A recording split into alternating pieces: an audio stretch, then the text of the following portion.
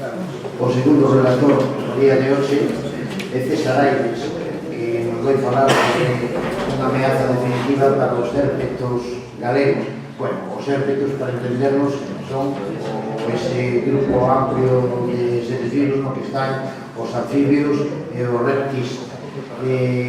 César é membro da Asociación Herpetolóxica Española, é director do Banco de Anfibios e Reptis Ibéricos e fundamentalmente ten traballado durante anos sobre poboacións de galápago, de emis auriculares fundamentalmente, de mauremis, de traquemis, é dicir, de galápagos, algúns propios e outros de poboacións de galápagos introducidas. Hoxe falamos fundamentalmente do ranavirus.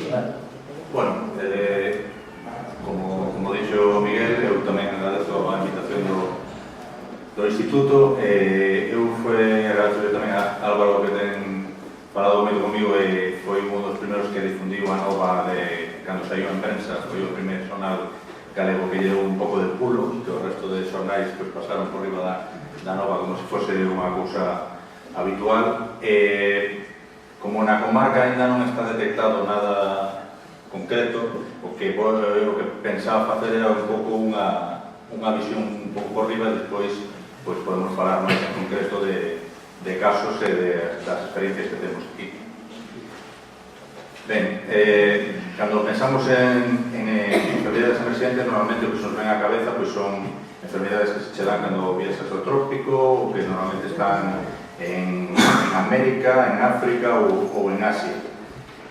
Pero, como tivemos a ocasión de verlo en carnes propias, moitas veces as enfermedades emerxentes non están tan lonxe como nos din, nin é imposible que aparezan casos en Europa nin en España.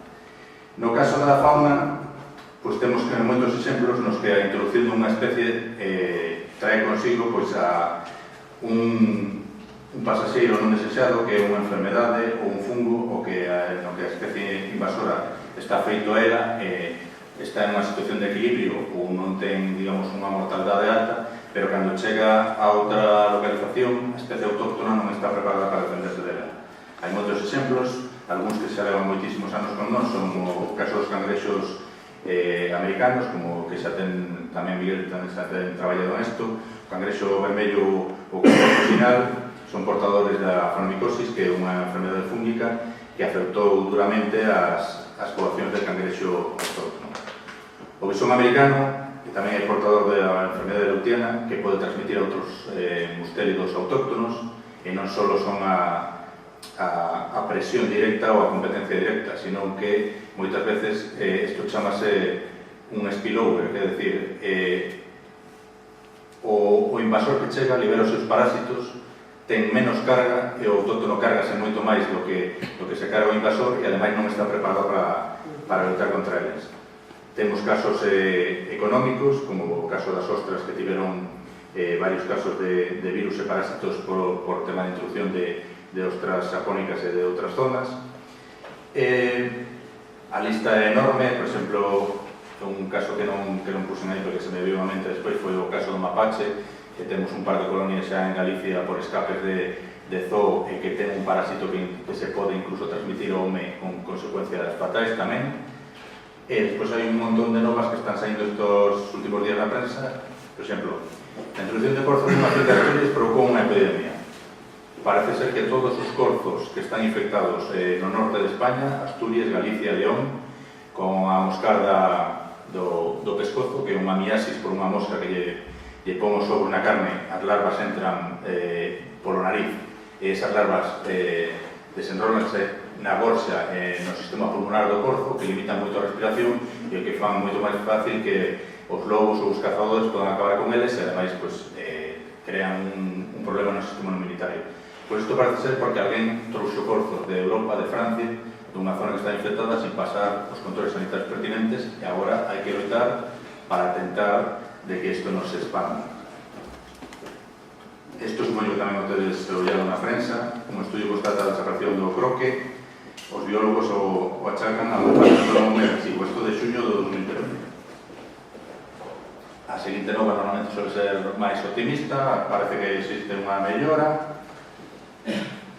A seguinte xa é tentando solucionar o problema e normalmente, finalmente, chegamos ao punto en que se recoñece que non hai xeito de acabar co parásito. E continúa a expansión cara a outras zonas onde non está. Non somos capaces de controlar a expansión nin controlar a infección. Mais novas. Esta é moi recente. A Xunta constata que unha praga afecta aos cítricos galegos. Parece ser que tamén é un insecto que vende de África e agora está aparecendo na zona das Rías Baixas e penso que decían algo do Valmiñor. Aquí o do Faro foi ser o subconsciente co do ébola dos críticos, non sei moi ben a quen se refería, pero parece ser que isto, como se xa é un tema económico, se hai unha resolución no DOGA con que hai que ter un pasaporte fitosanitario, hai que talar todas as árbores afectadas e se actúa rapidamente. Que pasa cando estas pragas non actúan nun tema económico ou nun tema sanitario? Pois que pasan como pasou agora. As enfermedades e infeccións emerxentes que temos en anfibios ou réptiles en Galicia son de tres tipos. Nos anfibios podemos ter fungos ou virus. En os réptiles, virus ou parásitos, que son os que están tendo un efecto máis potente. Os anfibios tamén poderían ter uns parásitos con efectos graves, pero en Galicia ainda non se teñen atopado casos. En Europa e no Reino Unido hai casos do microcistis, que é un parásito que afecta aos anfibios e tamén teñen unhas tasas de mortalidade bastante altas. Por exemplo, un caso no que colaboramos un investigador francés que traballa con unha serie de parásitos que se chaman polistomas. Parece unha pota, un calamar, pero é unha cousa pequeniña de medio centímetro e vive na borxa dos sapoconchos. Pois, utilizando técnicas genéticas como DNA, a partir dos ovos ou dos adultos, o que detectaron foi que se estaban intercambiando en unhas balsas que teñen en Francia, que é unha especie de parque, donde coinciden mouremis e misentraquemis, se estaban intercambiando parásitos entre as tres especies, cousa que en teoría non era posible, ata que se descubriu por técnicas genéticas. O problema é que cando ti moves esos animais cara a outro lado, estás transmitindo os parásitos cara a zonas novas. Este ano volveron a sacar outro traballo deste grupo francés, no que tamén usando técnicas genéticas descubriron que nos sapoconchos riscados, na Moremis leprosa de Francia, apareceron moitos parásitos americanos que non estaban detectados. Moitos destes parásitos, como non están ben estudiados, o único xeito de diferencialos é utilizar técnicas genéticas, que morfolóxicamente ou visualmente non hai xente que se sea capaz de detectalo. Pero o que se comproba é que hai moito máis tráfico de parásitos entre unhas especies e outras do que se pensaba nun primeiro momento. Isto saiu tamén hai unha semana, pode que o ollar na prensa, un parásito introducido ameaza os sapoconchos galegos. Este é o mesmo caso que o francés, é tamén un trematopo, que pasa que en vez de ser un trematopo que vive na bolsa, é un trematopo vascular, que vive no sistema vascular dos sapoconchos, pode estar nas arterias, no corazón ou nos riles. O problema que ten non é a presenza do parásito en sí, sino a liberación de ovos. Estes ovos non se liberan vía intestinal, como a meirande parte dos parásitos, como en outros helmintos, sino que van atravesando os tecidos como se fosen perdigóns. Isto vai creando unha reacción alérxica, unha reacción anafiláctica, o que crea inflamación e crea danos internos en todos os órganos. Isto é, non sei se se ve máis ou menos ben, todas esas pintiñas marróns que vedes aí, isto é unha parte de unha de arriba e outra debaixo, todos esos son ovos liberados polo parásito. Entón, este animal ten a función renal, a función intestinal, a función pulmonar, completamente danada polos miles de ovos que ten no seu tecido. No caso dos anfibios, como comentaba antes, pues temos, digamos, dúas opcións. Os fungos ou os virus.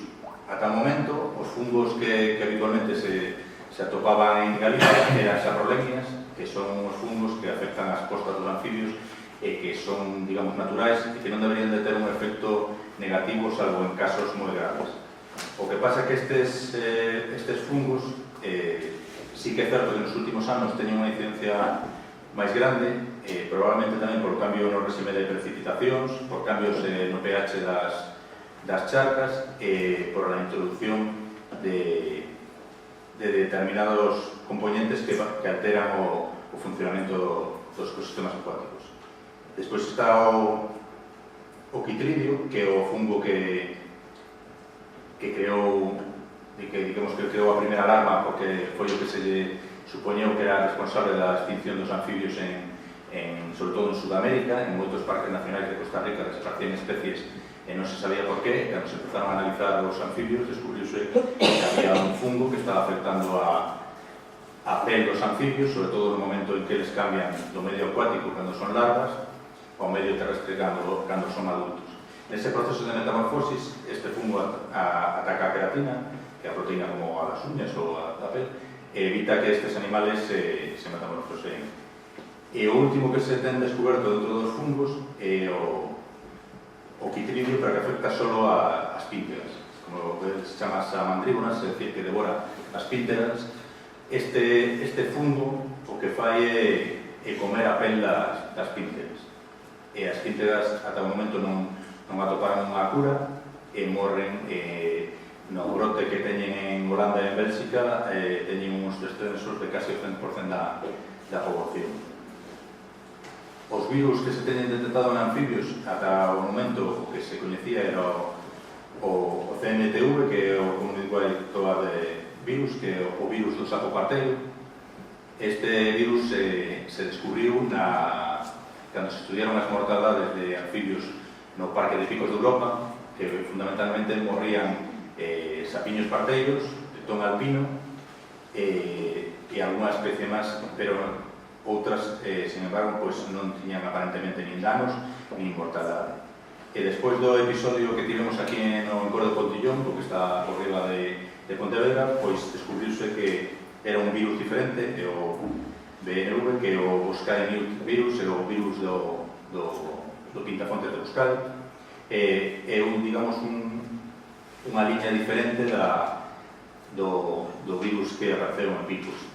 As mortandades apareceron nos dous sitios en paralelo case ao mesmo tempo, o que quere dicir que moi probablemente o virus foi introducido polo home en un dos dous sitios que evolucionaron diferentemente. Aquí afecta máis aos pintafontes, tanto o pintafontes verde como o ibérico, pero a ras, en principio, non morren nin as destrozas. As saprolegnias, como vos comentaba, son os fungos que afectan fundamentalmente as postas. Estos son dúas fotos de aquí da groba, son postas de pelobates. Podedes ver que parte dos ovos están como blanquecinos e teñen como unha membrana. Eses ovos non se desenrolan. E na foto da dereita non se distingue ben, pero as manchillas marrón son cábalos que están desenvolvendo. É dicir, na mesma posta pode haber un trozo que sexa capaz de desenvolverse e outro trozo que se estropee.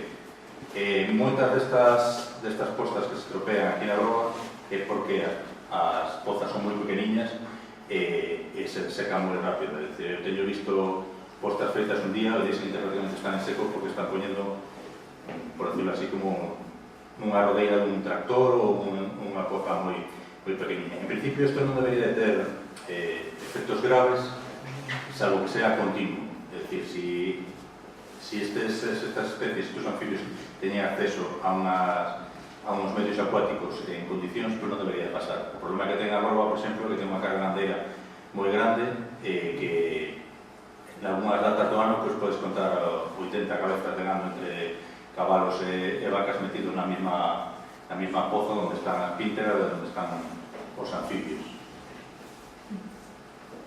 Este é un mapa penso que non se ve moito, un mapa da coordinadora que leva, digamos, a mostrarse dos quitridios en Europa.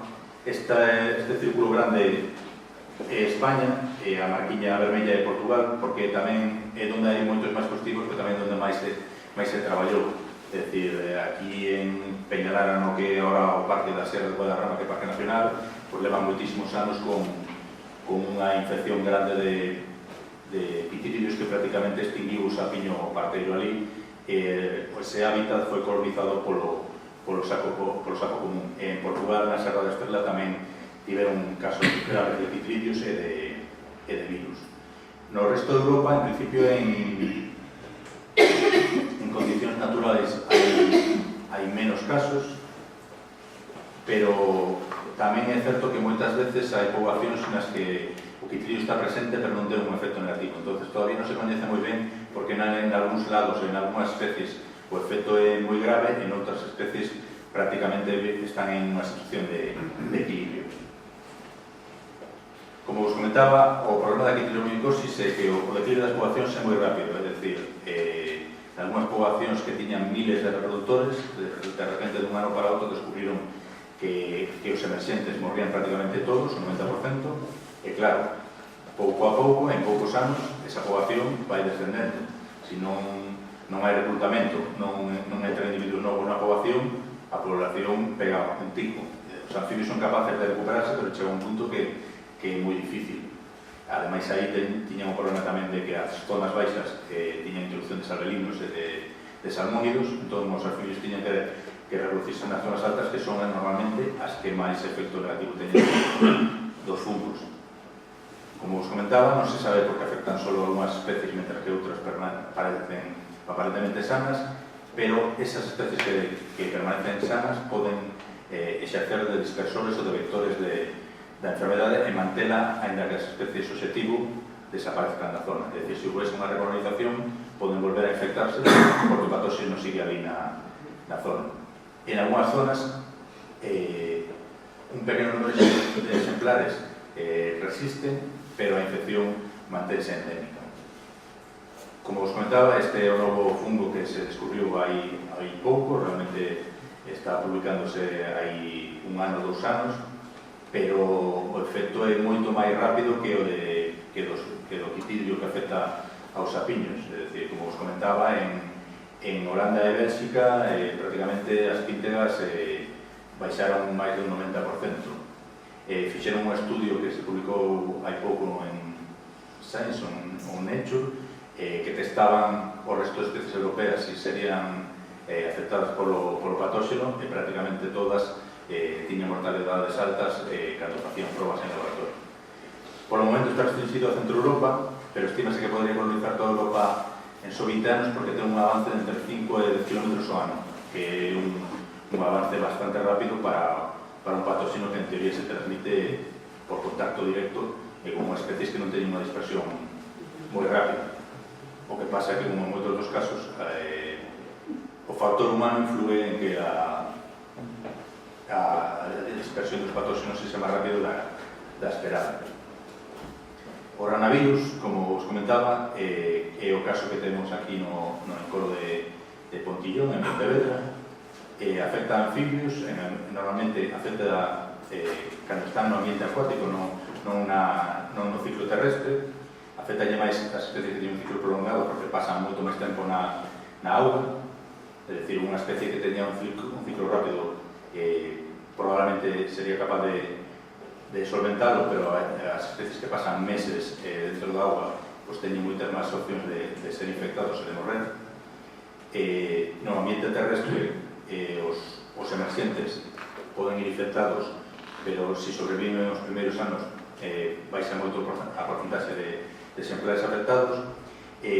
O problema que ten é que hai outros reservorios que non son só os anfibios, sino que os peixes, as troitas e outros peixes poden ser vectores dos ranavirus sin estar afectados, é dicir, a introducción de peixes nun encoro ou nun río pode mover ese tipo de patóxenos. Os réptiles tamén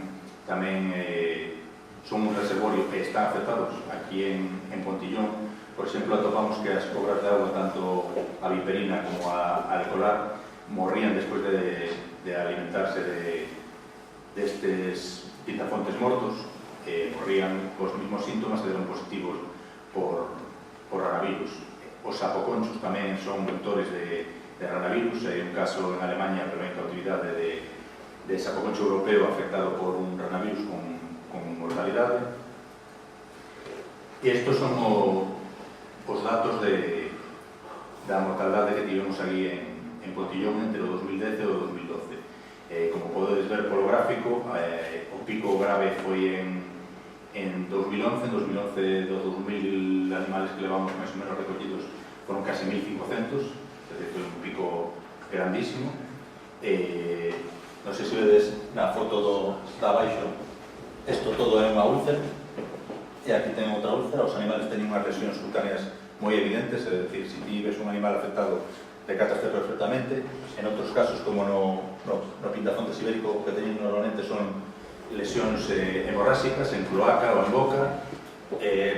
Normalmente casi todos os pintafontes verdes teñen eso, ou hemorraxias en patas, as patas teñen moi hinchadas ou poden chegar a estar necróticas, teñen úlceras moi grandes na pel, pero normalmente non na cabeza.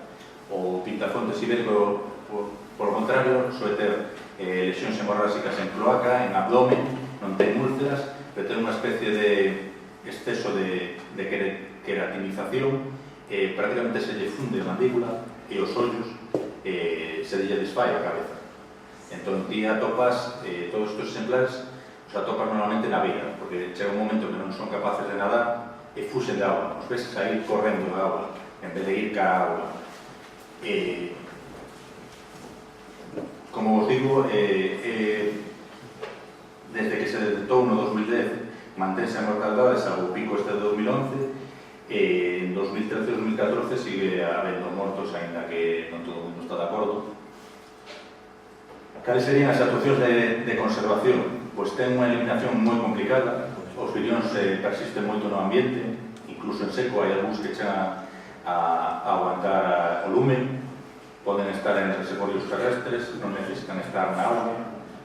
Habría que eliminar os estresantes antropoxénicos, que entendemos que os estresantes antropoxénicos, pois en moitos encoros e moitas zonas húmidas recíbense fitosanitarios e produtos que se utilizan, por exemplo, na plantación de eucaliptos que están en riba. Toda a drenaxe de esas plantacións vai cara ao encoro. Eso pode influir no sistema inmunitario, porque pode producir que os exemplares sean moito máis sensibles a este patóxeno. Habría que retirar os cadáveres durante os episodios de mortalidade, impedir o paso de persoas nas zonas infectadas, crear un perímetro de vegetación e evitar a entrada do gando. Este é un problema que teñen no Parque Nacional de Picos de Europa, que propuxeronse varias veces que tiñan que facer un varado dos lagos de Arcina e Enol, que a administración non quere, evidentemente, o problema de que sexa un sitio turístico. Como comentaba, a eliminación dos sitios sanitarios, ter un maior control da introducción de exemplares. No encoro este hai peixes introducidos, en moitos encoros hai peixes introducidos que sirven de vectores. Impedir os movimentos de exemplares e de material entre zonas infectadas e libres do virus. Incrementar os problemas educativos, habría que desinfectar todo o material, tanto da xente que traballa na zona como a xente que fai o traballo de campo ali. A modo de remate, non sei se se máis ou menos, esta é a saída do Campeonato Galego 2014 de piragüismo, e esta a saída do Campeonato de España de piragüismo 2014. Máis de 1000 kilómetros, incluindo illas, territorios norteafricanos, prácticamente todas as comunidades autónomas, e aquí afecta ás 4 provincias, probablemente aquí normal tamén co clube de piragüismo. Porque Potillón é onde entrena. Potillón é onde está a pista de piragüismo. A semana pasada hubo un control selectivo para a selección española, donde viñeron piragüistas de toda España.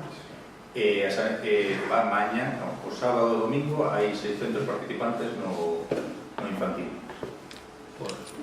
En principio, nada máis.